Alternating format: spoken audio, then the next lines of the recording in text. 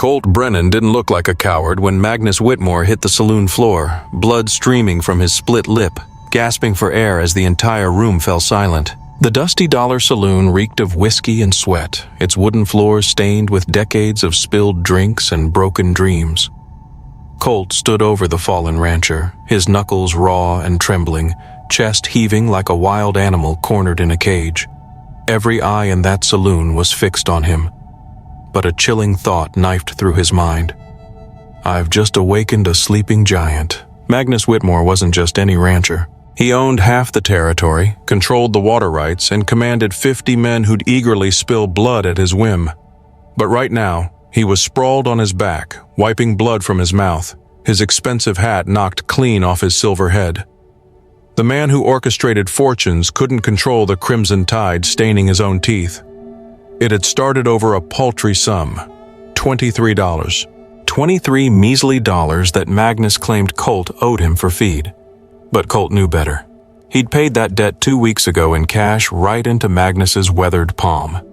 When the old rancher had grabbed Colt's wrist and publicly branded him a lying thief, something inside Colt had snapped like a brittle twig in a winter storm. Now Magnus was pulling himself up, using a chair for support, his eyes burning with a fury that could scorch the earth.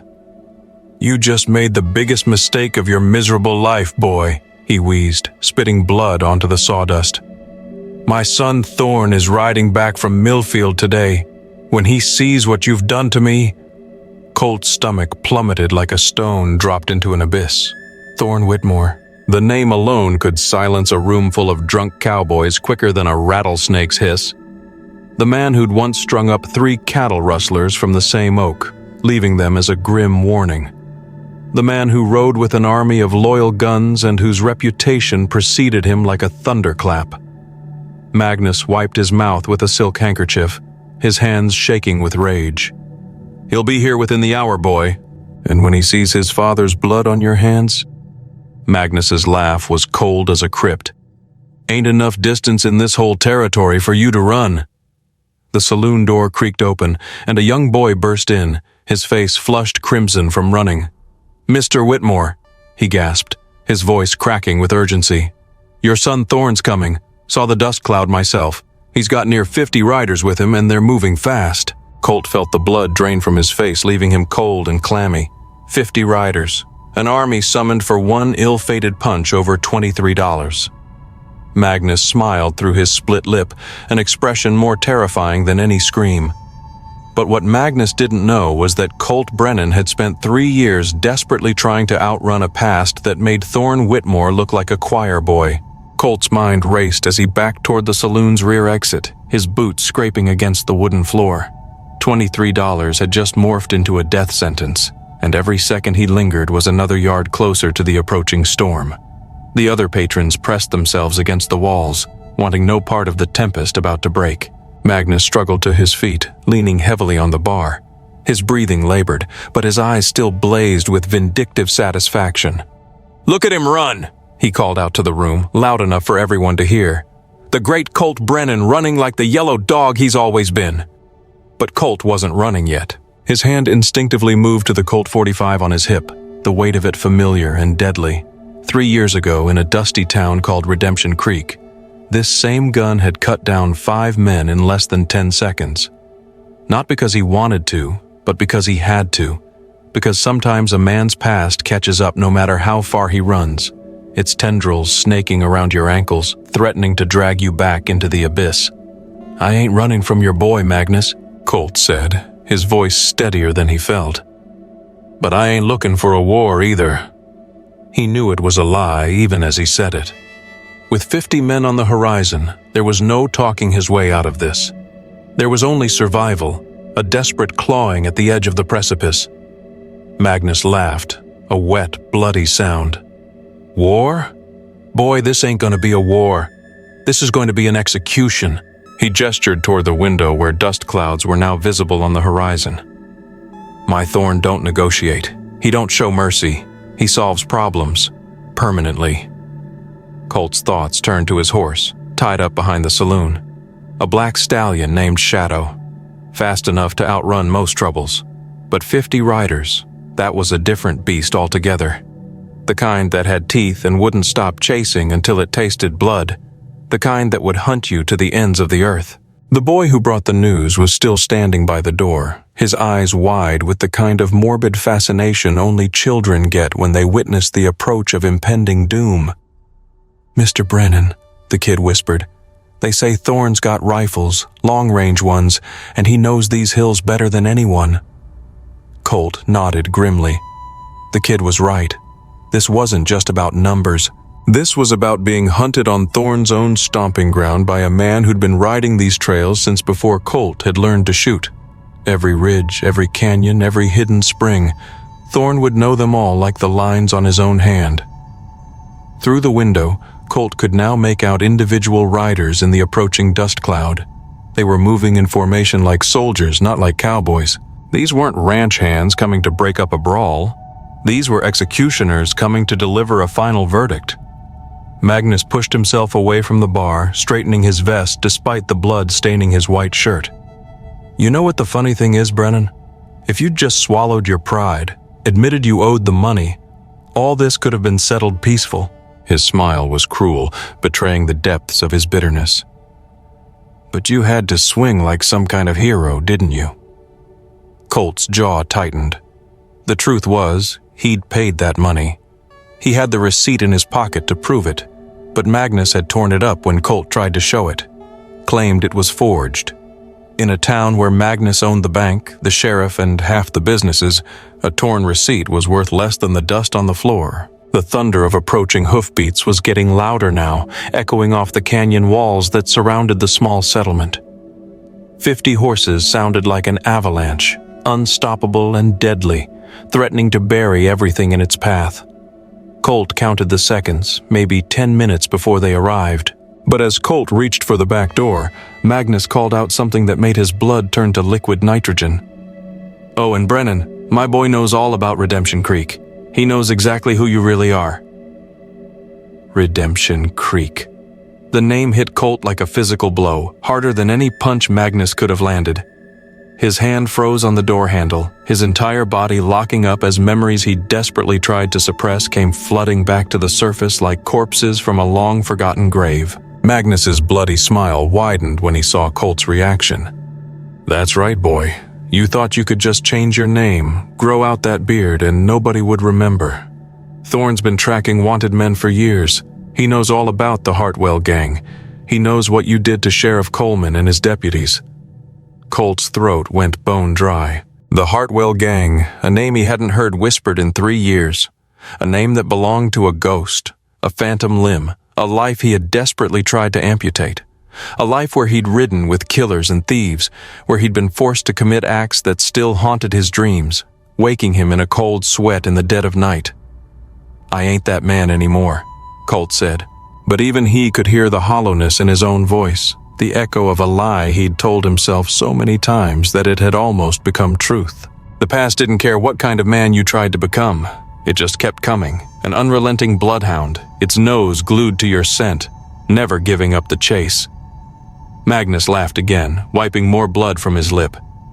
"Tell that to Coleman's widow. Tell that to his 3 kids who still ask when Daddy's coming home." He gestured towards the window where the riders were now close enough to see individual faces. "My boy Thorne, he don't believe in redemption. He believes in justice, Whitmore style." Colt forced himself to breathe, to think. The back door was still an option, but barely. Shadow was fast, but 50 rifles could cut down the fastest horse in the territory before it even reached the open range. His mind raced through possibilities, escape routes, anything that might keep him alive for another hour, even a single minute. The saloon patrons were pressed against the walls now, sensing that whatever was coming was bigger than a simple ranch dispute. One of them, an old-timer named Pete, caught Colt's eye and nodded toward the window. "They got you surrounded, son," he whispered, his voice barely audible above the approaching thunder. "Riders coming from the North Canyon, too." Colt's heart sank like a lead weight. Thorne wasn't just coming to kill him. He was coming to make sure there was no escape. This wasn't justice. This was extermination. Through the front window, Colt could now see the lead rider clearly. Thorne Whitmore sat his horse as if he'd been born fused to the saddle, his long coat flowing behind him, his face set in an expression of cold, unwavering determination. He carried a rifle across his saddle, its polished steel glinting in the afternoon sun. And even from a distance, Colt could see the chilling confidence of a man who'd never failed to bring down his prey.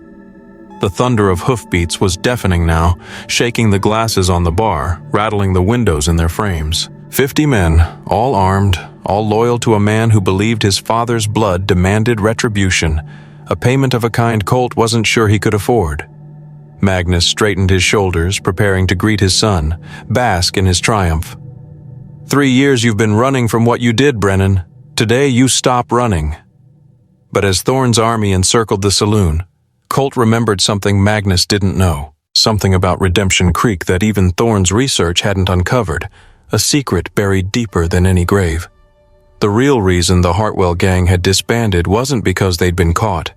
It was because Colt Brennan had become their judge, jury, and executioner, dispensing a brutal justice they never saw coming. The saloon doors exploded inward with a crash that sent splinters flying across the room like deadly shrapnel. Thorne Whitmore stepped through the entrance like death incarnate, his spurs jingling with each measured step. He was taller than Colt had expected, with his father's steel-gray eyes, but none of the old man's weakness, only a chilling, unwavering resolve. This was a killer in his prime, a force of nature about to unleash its fury.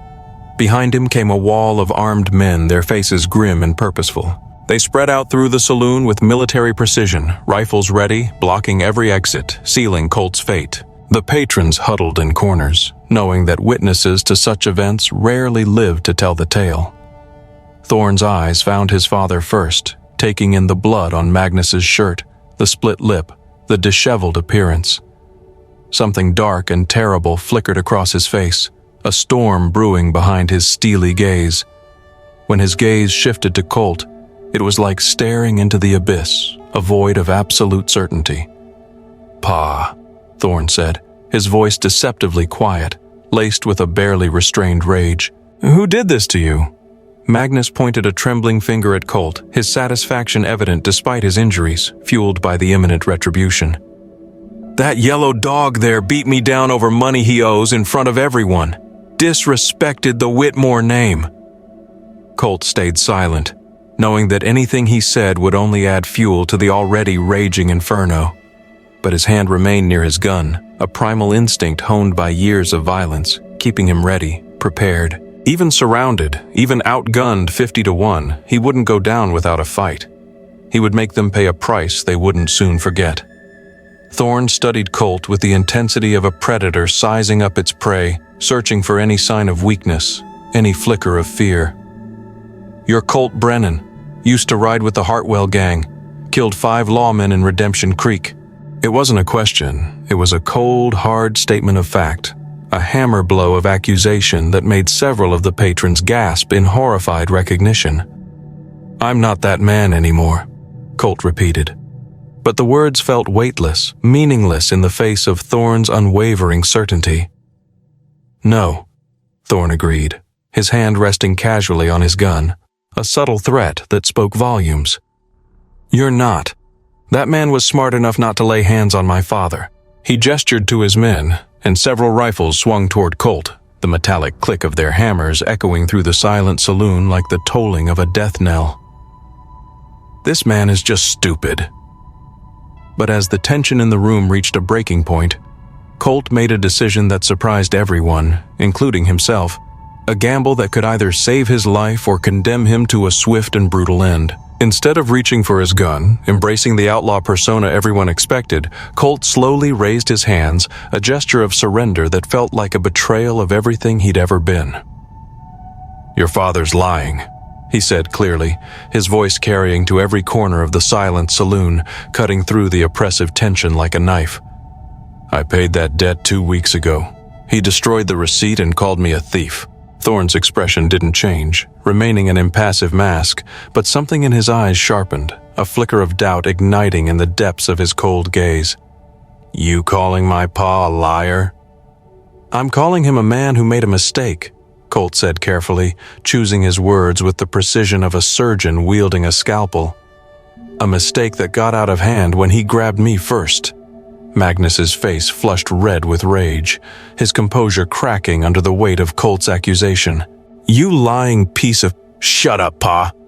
Thorne's command cut through his father's protest like a razor, silencing the old man with a single steel-edged phrase. The young Whitmore's attention was fully focused on Colt now, studying him with the intensity of a man who'd made a career of reading people's souls, separating truth from deception with ruthless efficiency. "Show me the receipt." Colt slowly reached into his vest pocket, acutely aware that 20 guns were tracking his every movement, their barrels boring into him like the eyes of a hydra. His fingers found the torn pieces of paper that Magnus had shredded, the fragments that still bore the bank's stamp and his signature, a fragile testament to his innocence. But as he pulled out the pieces, Magnus lunged forward with a desperate cry, his last-ditch attempt to salvage his reputation. "He's going for his gun!" In that instant, 20 rifles swung toward Colt, hammers clicking back in a deadly symphony, preparing to unleash a hail of lead that would tear him apart. But Thorne held up one hand, stopping his men just short of firing, defying their expectations. "Nobody moves," Thorne commanded, his voice carrying absolute authority, brooking no argument. "Nobody breathes, not until I see what's in his hand." Colt's hand emerged from his vest, holding the torn fragments of the receipt, the pieces fluttering slightly in his trembling fingers, fragile as a butterfly's wing, yet carrying the weight of his future. The silence in the saloon was so complete that the sound of paper rustling seemed as loud as gunshots, each crinkle amplifying the tension to an almost unbearable level. 20 rifles remained trained on him, but Thorne's raised hand held them at bay, a single gesture controlling the potential for a bloodbath. Thorne stepped closer, his boots echoing ominously on the wooden floor, each step bringing him closer to the truth, closer to a decision that would irrevocably alter the course of events. Set them on the bar, slowly. Colt moved with deliberate care, placing the torn pieces on the stained wood surface, each movement measured, each breath controlled. Thorne approached, never taking his eyes off Colt, his gaze unwavering, and began examining the fragments. His weathered fingers moved the pieces around like puzzle pieces, reassembling the receipt with practiced precision, his keen eyes scrutinizing every detail.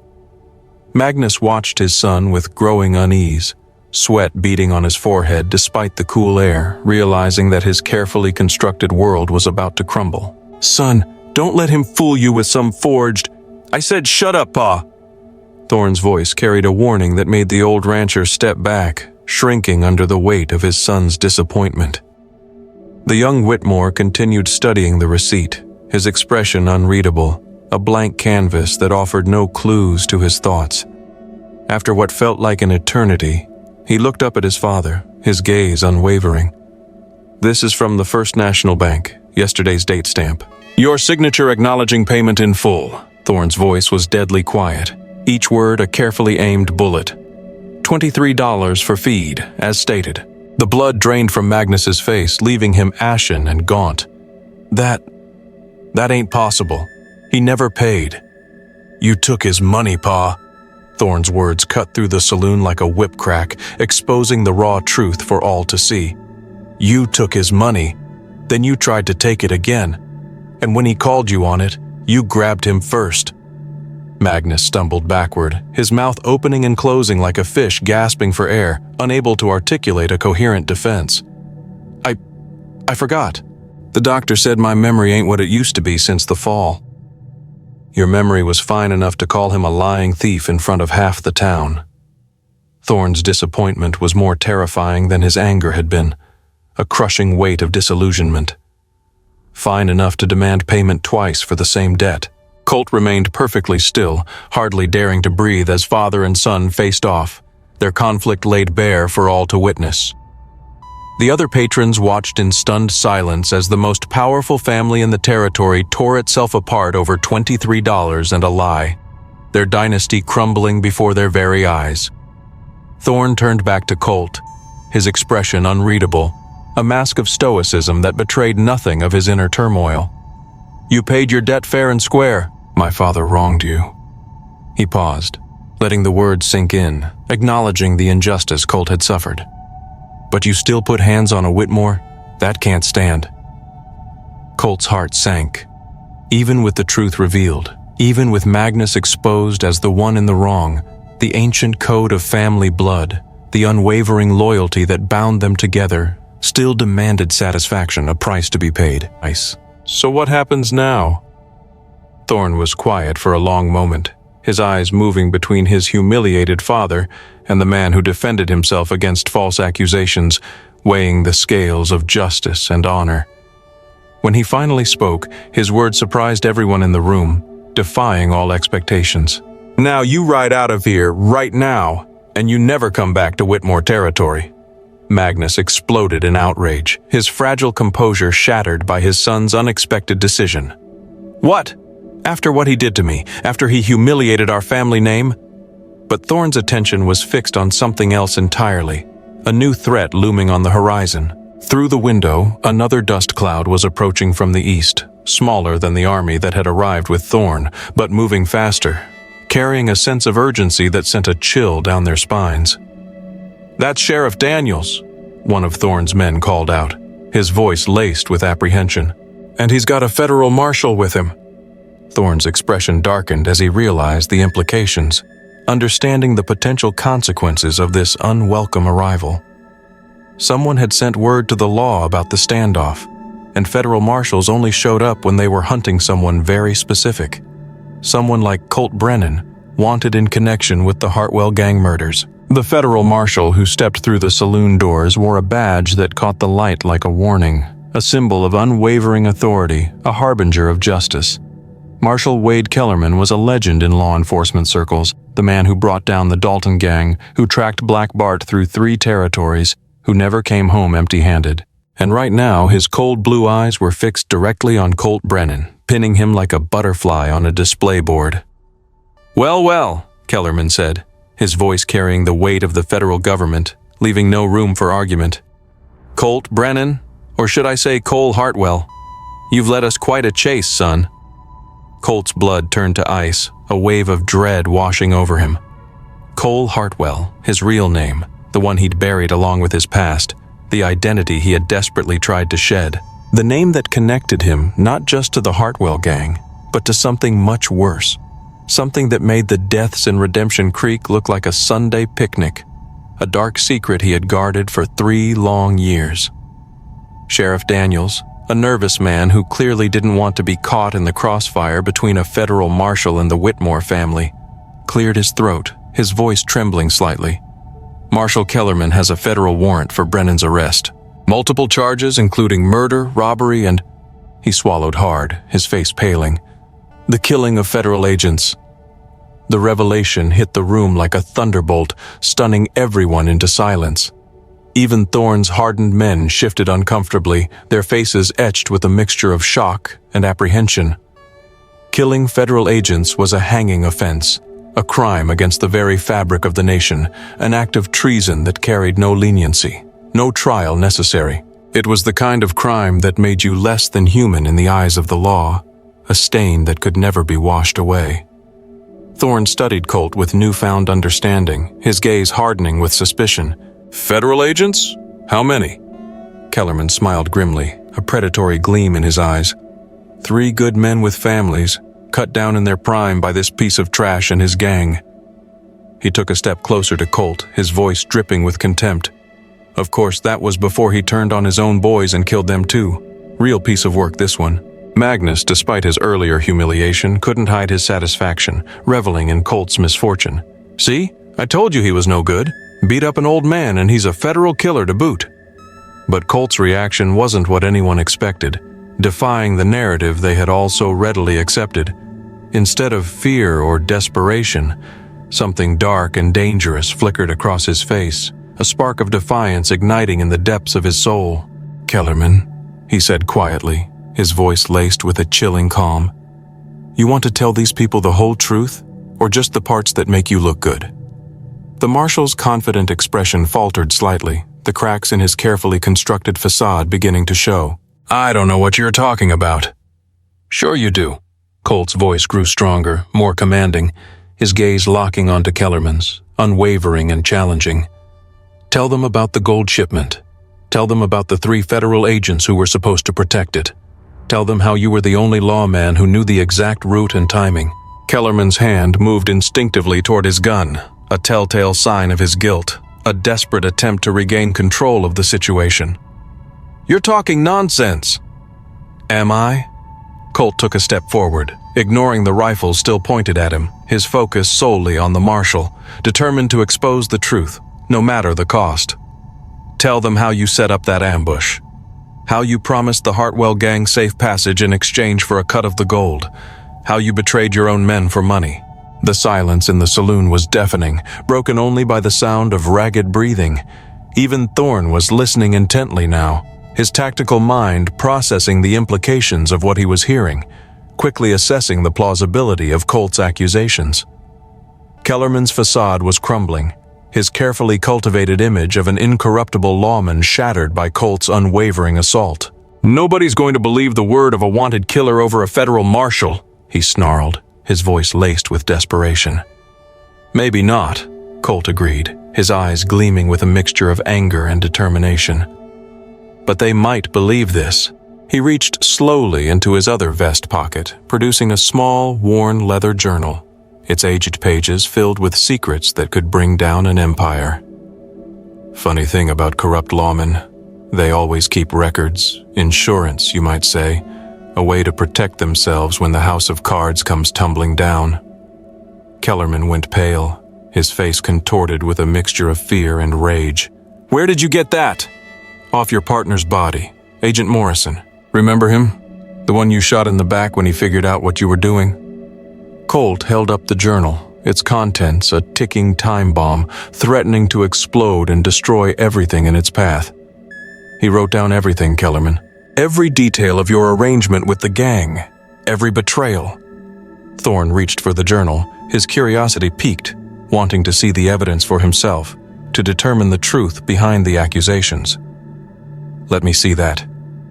But Kellerman was faster, his gun clearing leather with practiced speed, his years of experience kicking in. "Nobody's reading anything. Brennan dies here and now, and that journal burns with him." 20 rifles swung toward the marshal, but his gun was already trained on Colt's chest, a deadly standoff that threatened to erupt into a full-blown bloodbath. "Back off, Whitmore. This is federal business." Thorne's voice was deadly calm, a stark contrast to the chaos unfolding around him. "Marshal, you're outnumbered 50-1. Lower your weapon."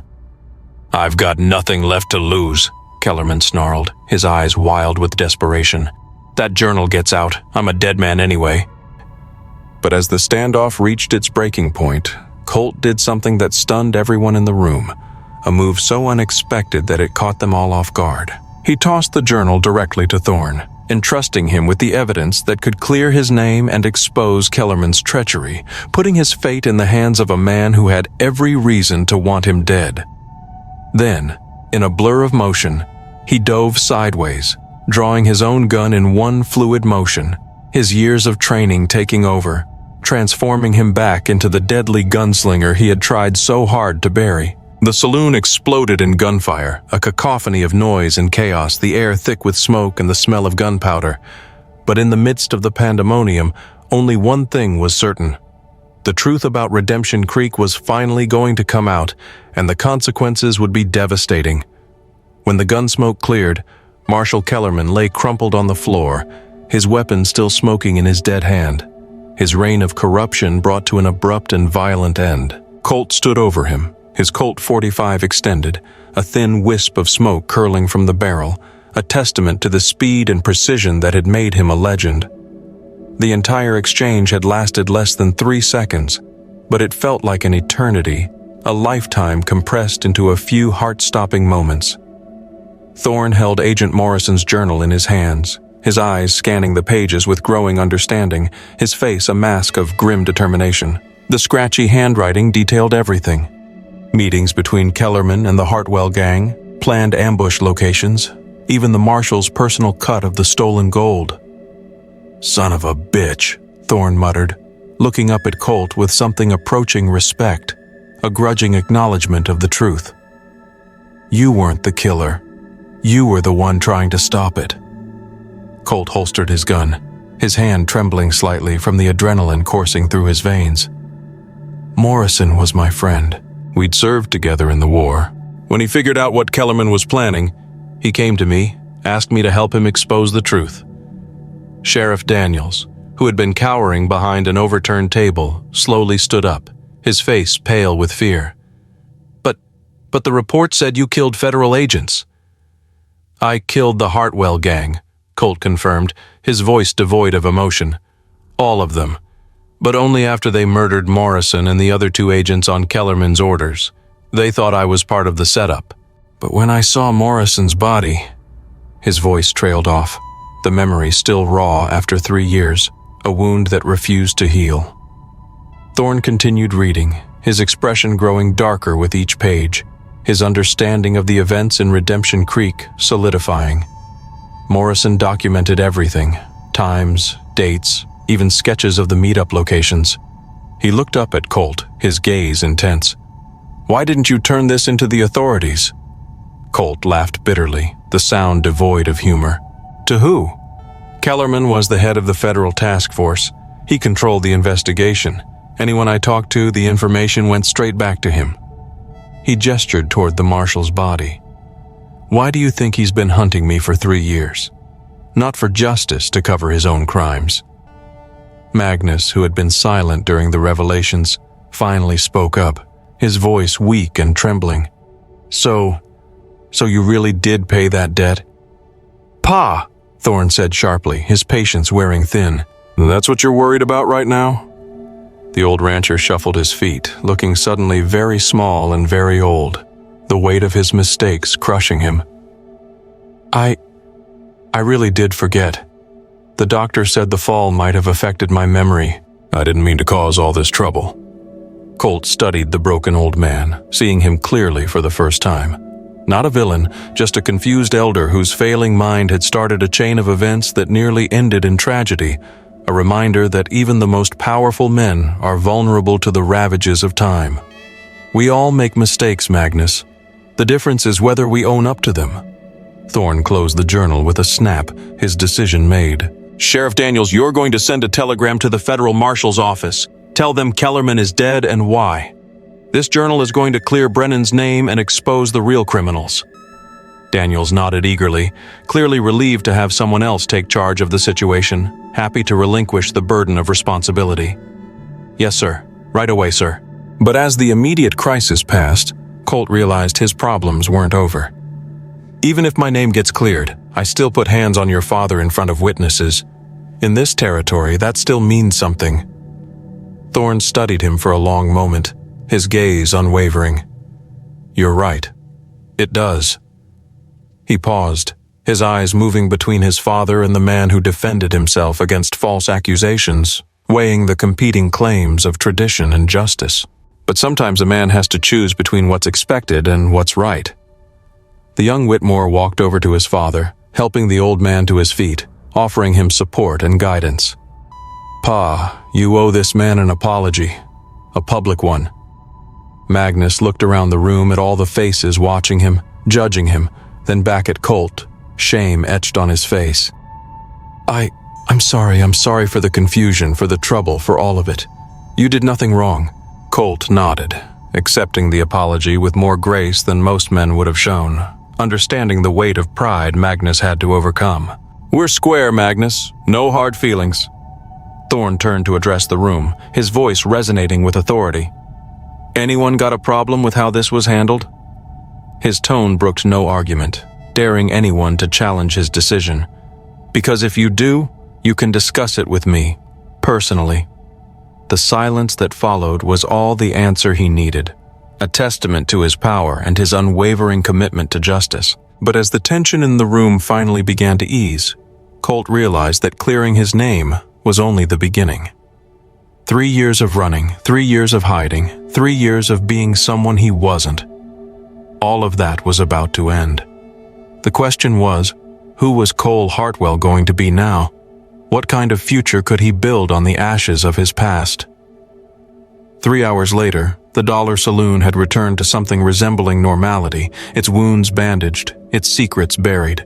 Sheriff Daniels had sent his telegram, setting in motion the wheels of justice. Kellerman's body had been removed, and most of Thorne's men had dispersed back to their regular duties, returning to their lives as if nothing had happened. But the weight of what had transpired still hung in the air like smoke from a dying fire, a lingering reminder of the violence and deception that had gripped the town. Colt sat at the bar, nursing a whiskey that Thorne had insisted on buying him, a peace offering between two men who had found themselves on opposite sides of a conflict. The journal that had cleared his name lay open between them, its pages a testament to one man's courage and another man's corruption, a permanent record of the events that had unfolded. Agent Morrison's final entries detailed his growing suspicions about Kellerman, his plan to expose the marshal, and his trust in his old war buddy, Cole Hartwell, to help him do the right thing. Morrison was a good man, Colt said quietly, running his finger along the edge of the journal, his voice filled with respect and sadness. Died because he believed in justice. Took me 3 years to finish what he started. Thorne nodded, refilling both their glasses, his face etched with a mixture of regret and admiration. Sometimes justice takes time, but it always finds its way home. He gestured toward the telegram Sheriff Daniels had sent. By tomorrow, every law office in the territory will know the truth. Your name will be cleared. Magnus sat in the corner, looking every one of his 65 years, his shoulders slumped, his spirit broken.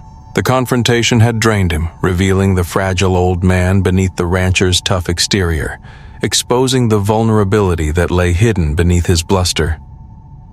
Dr. Hayes, the town physician, had examined him and confirmed what everyone now suspected. The fall from his horse 6 months ago had affected his memory more than anyone had realized, accelerating his mental decline. "Pa's gonna need looking after," Thorne said, following Colt's gaze, his voice tinged with concern. "The ranch, the business decisions, all of it. I should have seen the signs sooner." Colt understood the guilt in the younger man's voice, the burden of responsibility he now carried. "You can't protect someone from getting old, Thorne. All you can do is be there when they need you. Like Morrison was there for you. Like I should have been there for him." Colt closed the journal gently, as if handling something sacred, a relic of a fallen hero. "He trusted me to do right by his memory. Took me 3 years, but I finally did." Through the window, they could see life in the small settlement returning to normal, the rhythm of daily existence slowly resuming. Children played in the dusty street, their laughter filling the air. Merchants reopened their shops, their faces beaming with relief. The blacksmith's hammer rang out its steady rhythm, a symbol of resilience and recovery. The crisis had passed, leaving everyone to pick up the pieces and move forward, to rebuild their lives from the wreckage of the storm. "So what now?" Thorne asked, breaking the silence, turning the conversation to the future. "You're a free man. No more running, no more hiding. What does Cole Hartwell do with a fresh start?" Colt considered the question, staring into his whiskey as if it held the answers to questions he'd been asking himself for years, searching for a purpose, a direction. "I've been Colt Brennan for so long. I'm not sure I remember how to be Cole Hartwell. That man died in Redemption Creek alongside Morrison and those other agents. That man is no more." "Maybe he did," Thorne agreed, his gaze thoughtful. "But maybe the best parts of him survived. The parts that made Morrison trust him. The parts that spent 3 years carrying the weight of the truth when it would have been easier to just disappear, to fade into the shadows." The saloon doors opened and Sheriff Daniels entered with a telegram in his hand, his face flushed with excitement as he approached their table, eager to share the good news. "It's official," he announced, his voice brimming with enthusiasm. Colt looked at Thorne, a faint smile playing on his lips. "Maybe you're right," he said. "Maybe it's time to stop running and start living. Maybe it's time to find out what's left of Cole Hartwell and see if he can finally find some peace." He paused, looking out the window at the setting sun painting the sky in hues of orange and gold. "Maybe," he added, with a newfound sense of hope. "Maybe Redemption Creek doesn't have to be the end of the story. Maybe it can be the beginning." And that, friends, is where our tale leaves Colt Brennan, or Cole Hartwell, at the crossroads of his life, finally free from the shadows of the past and ready to forge a new future. A story of how even the darkest deeds don't define us, how courage and integrity can arise when we least expect it, and how redemption isn't just a place, but a journey of truth and self-acceptance. What did you think about Colt's incredible transformation? Were you surprised by Thorne's decisions? Share your thoughts and interpretations in the comments below. I'm always eager to hear your perspectives and discuss these incredible characters and their intricate world. And if you enjoyed this journey into the heart of the Wild West, make sure to subscribe to catch all of our future stories. We've got plenty more tales to tell, from dusty saloons to forgotten gold mines and everything in between.